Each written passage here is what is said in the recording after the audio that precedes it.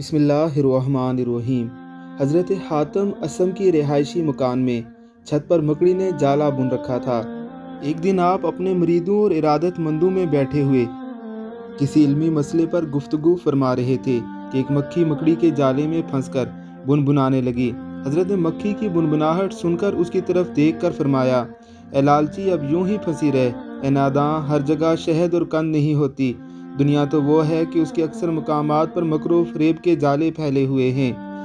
حضرت کی زبان سے یہ الفاظ سن کر ایک مرید نے حیرانگی کے ساتھ کہا، یا حضرت، آپ نے اتنے فاصلے سے مکھی کی بنبناہٹ کیسے سن لی؟ مرید کی حیرانگی کی وجہ یہ تھی کہ آپ کو لوگ کانوں سے بہرا خیال کرتے تھے، کیونکہ اسم عربی میں بہرے کو کہتے ہیں۔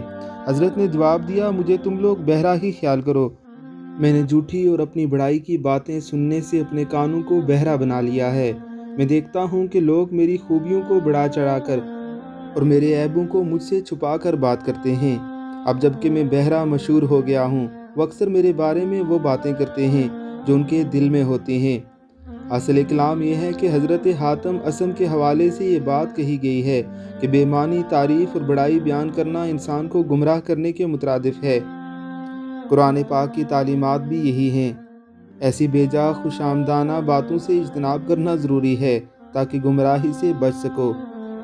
دنیا کو مکر و فریب جان کر ہمیشہ کی جنت پر نظر رکھنے والے ہی کامیابی سے ہمکنار ہوتے ہیں۔ اللہ حضرت حاتم اسم کی قبر مبارک پر کروڑوں رحمتوں کا نزول فرمائے۔ آمین ثم آمین۔